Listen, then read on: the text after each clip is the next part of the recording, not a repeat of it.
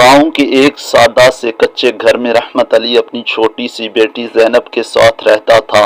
زینب کی ماں اس کے بچپن میں ہی دنیا چھوڑ گئی تھی، اسی لیے رحمت علی اس کی ماں بھی تھا اور باپ بھی۔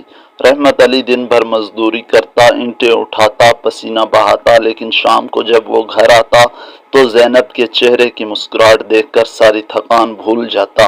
بابا، آج آپ میرے لیے کیا لائے ہیں؟ زینب معصومیت سے پوچھتی۔ رحمت علی مسکرا کر اپنی جیب سے کبھی ٹافی نکالتا، کبھی کوئی چھوٹا سا کھلونا۔ وہ جانتا تھا کہ اس کی بیٹی کی خوشی ہی اس کی سب سے بڑی دولت ہے۔ وقت گزرتا گیا، زینب بڑی ہوتی گئی، وہ پڑھائی میں بہت اچھی تھی۔ ایک دن اس نے اپنے باپ سے کہا، بابا، میں بڑی ہو کر ڈاکٹر بننا چاہتی ہوں تاکہ آپ کو کبھی مزدوری نہ کرنی پڑے۔ رحمت علی کی آنکھوں میں آنسو آ گئے، مگر اس نے مسکرا کر کہا، بیٹا، تم بس محنت کرو، باقی اللہ پر چھوڑ دو۔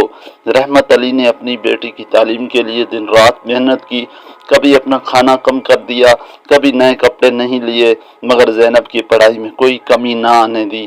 آخرکار وہ دن بھی آیا جب زینب ڈاکٹر بن گئی۔